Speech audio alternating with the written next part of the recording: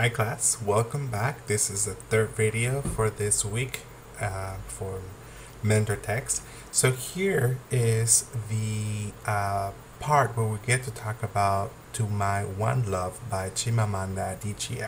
Just make sure that you don't jump into this video before or not having read to my One Love. So basically what I'm saying is that you have to read first the narrative To My One Love. Once you've read it as an active reader, then you go back to watch this video. So if you haven't read that essay, go back and read it, take notes, bring them with you, and then I'll see you in a minute.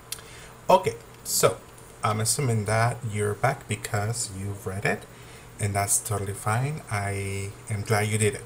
Okay, so we're looking at this text just the same way we did the other text in terms of finding specific passages, sentences, quotes that resonate with us, that we like because the way they are written. And with that in mind, I did find this right on page first, the first page on this reading, this version that I shared with you. That particular moment where she sees the picture of Namdi at this radio station, and that's when she takes us to this whole story about how she met Namdi. Okay, so here's the sentence, or the sentences I should say, that I liked from this particular passage. Later, as we left, I turned to glance again at the wall of photographs, and that was when I saw it, the photo of Namdi. I might have let out a sound, I might have only shivered, but Kate noticed and asked if something was wrong. What I noticed from this sentence, for this passage, there are two sentences, is that she doesn't tell us exactly that she was shocked when she saw the picture. She doesn't tell us that she blanked out. That's another thing. She showed us with specific moments, specifically right here. I might have let out a sound, I might have only shivered.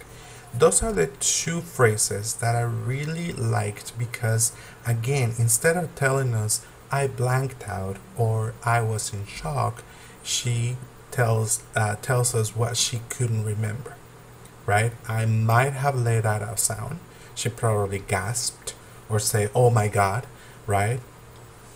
Or I might have only shivered. She doesn't recall exactly what happened, and she doesn't tell us that. Instead, she gives a specific description that gives us that idea that she was in shock or that she was really taken aback when she saw that picture. So similarly to what we did with the other mentor text that I asked us to practice, we're going to do the same thing with this specific phrase that I picked from that passage. And here is my sentence. I heard my parents in the living room talking about moving to the US. I might have let out a sound. I might have even said, no way. They both noticed me. They were upset because I was listening to their conversation. If you notice what I did, I took out those particular phrases. I might have let out a sound. I might have only, just because I didn't want to express exactly that I was shocked or that I was, again, surprised. I wanted to use these particular words, I might have, just to let the reader know that it was a shocking moment for me that I couldn't recall exactly what I did. And that's what I want us to try it now.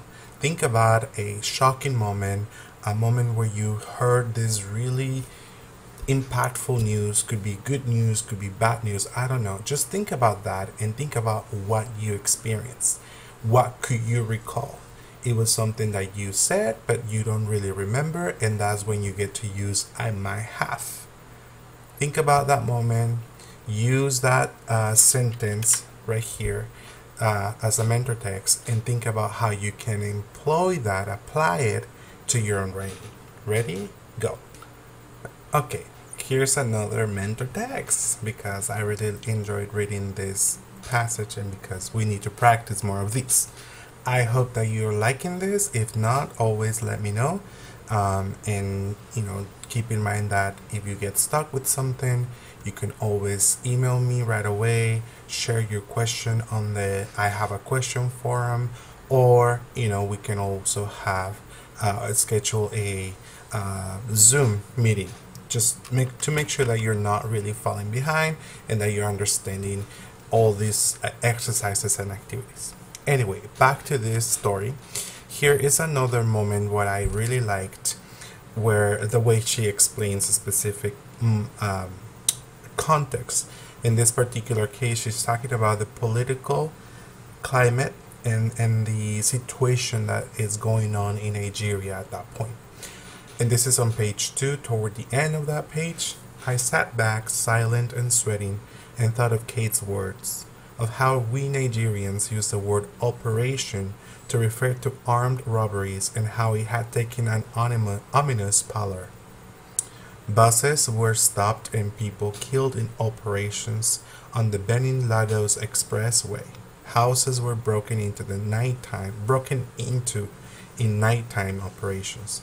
Banks were raided in operations. And she goes on to talk about this aspect of operations and what they truly meant. There's a very specific phrase, 2 specific words, ominous, pallor. Look them up, but in a way she's talking about how the operations have become very frightening, very dire, very scary for the whole society in Nigeria. Pallor means very pale, very pale. So think about how she describes that particular moment, ominous pallor, very frightening, scary moment for Nigerians because of the robberies that were going on and all this really crazy stuff. Anyway, back to where I wanted to talk about here. Again, she uses the word operation and she gives us a specific definitions without giving too much explanation. She gives us a specific details, a specific images that would help us understand what the operations really mean.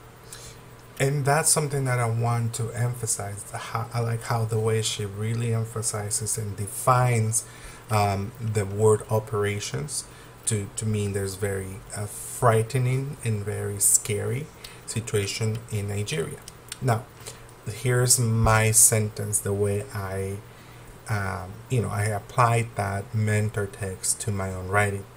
I sat back, silent and worried, and thought of my parents' decision to move to a new country, of how they were saying they needed money for the coyote. We were going to be smuggled into an unknown place. I must have had a sickly pallor because of the fear I felt. Now, here I want you to think about whether or not you want to use some of the word choices that she uses. I really appreciate the words ominous and pallor, because those are really specific words that I really think about using in my own writing, but she uses it. So I'm going to explore that. I'm going to use that, and whether or not it's okay, I just want to try it because that's the purpose of this exercise. Anyway, so here's my sentence, and I use the word coyote. Again, remember, she's talking about operations, and she defines them very specifically. So if you don't know what coyote really means, it's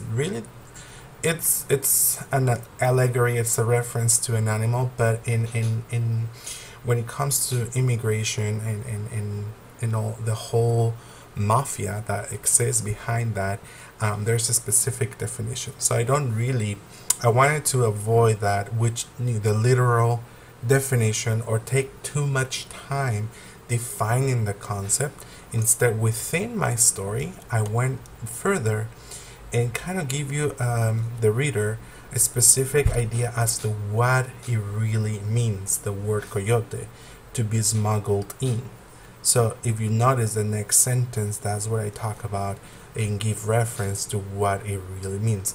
Again, I don't really need to give a lot of definition. All I need to do is give more information within the story. Now, I hope this makes sense, but let's try it and let's go back to that sentence. Think about a specific phrase, a specific concept that you have, that you use either if you speak another language in your language, or if you have a specific concept, activity maybe that you do with your family or anything else. Think about how you could use that, or anything else that you notice from this mentor text, and try to see what can you do with it. You could even go further and try to see if you could use some of these words apply those into your writing and see if that works. Again, it's just the idea of trying using this mentor text and give us a little more explore your own writing. You ready? Okay, so here is another thing, just similarly to what we did with the other texts. I want you to think about another passage. I use this phrase golden line to think about how a specific phrase, passage, or sentence has certain value for you. And it's valuable because you like it, because the way it is written, because it makes you think of a specific moment in your life. You find a connection. Again, it has something valuable. It has a certain value for you. And I want you to choose that golden line, that passage from the same text, To My One Love, and think about how do you want to, again, choose one sentence and then and apply it to your own writing. Here are the instructions, and then share that on our Google Doc. Okay, so if we've gotten to this point, that means that you have done at least 3 different or explored 3 different ways of expressing or talking about something from choosing specific golden lines or mentor texts. Now we're going to go and explore deeply what it means to share a story. And to help us with that, I want you to watch this video. You may be familiar with it, you may have watched it before. That's okay. We'll watch it again. Every time I watch it, I always appreciate something new from it because it's so well done. And by the way, the speaker here is actually the author of the story that we just talked about. So I think it'd be a good idea to get a sense of how she sounds, where she comes from, and what other stories she has to share with us.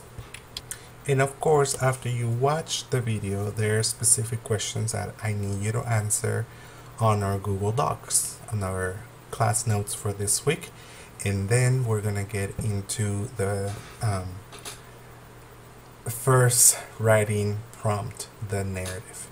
So take your time, watch this video, take some notes, and then we're going to have a conversation about this particular video.